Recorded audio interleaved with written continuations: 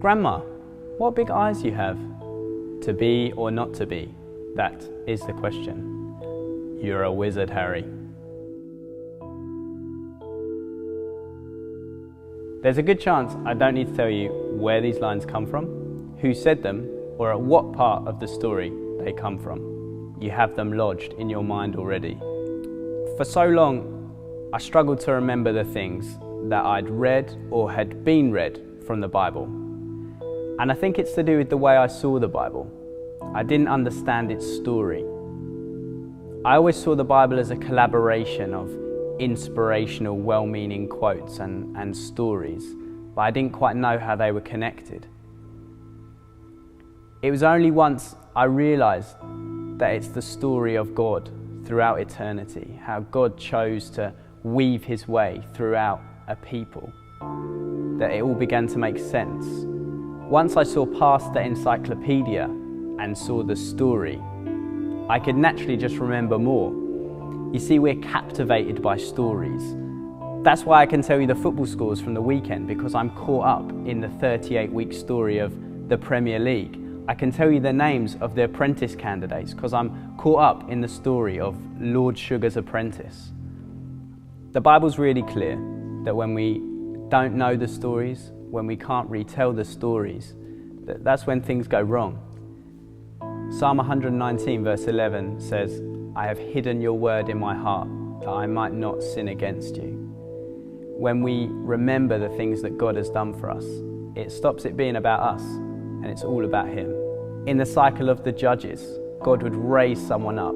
People would see amazing things and then they would go back to their own ways. They would forget what God has done, or they would choose not to retell the story, and then it all had to happen again. God would raise someone up and they would see amazing things, and then they would forget and they would need saving again. You know, Joseph brings all the Israelites into Egypt. Joseph, who raises up the ranks and becomes second to top dog.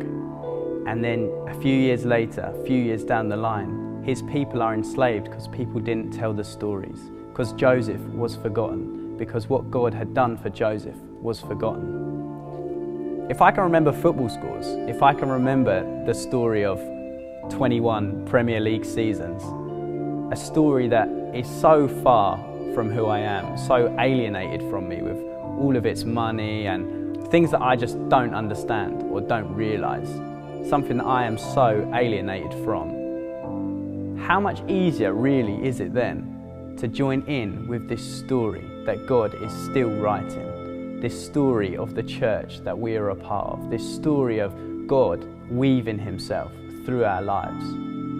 Those lines I said at the beginning, for some of us, we remember them because they matter. Your grandma herself might have read you that story of Little Red Riding Hood, and you remember being told it. And maybe one day you want to tell that to your grandchildren. It will matter to you. There's a feeling there of telling and being told. It's a two-part memory that lodges itself in even further, that goes even deeper into us. Psalm 145 verse 4 reads, "One generation commends your works to another." For literally thousands of years, people have guarded these stories that we now have the privilege of reading off a page.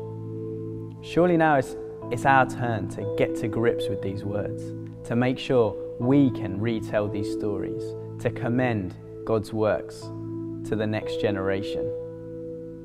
In this season of Advent, why don't you choose a story from the Bible that maybe you're just not so familiar with? Read it. Read it as a story. Don't read it as something from the Bible. Don't read it as an encyclopedia entry, but as a story. Think about the characters. Think about what happens, and then retell it. See what details you remember. Tell it to your family. Tell it to the people you live with. Tell it to your small group.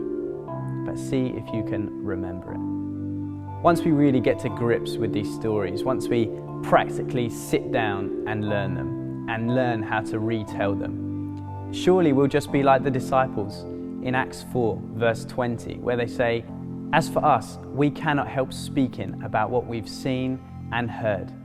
These stories are inherently good news. That's what we often refer to the Bible as, is good news. It's something that will not only benefit other people, but it benefits us. When we know these stories, we feel more connected into the story. We're so much more plugged in to what God is doing now, to the story that He's writing now.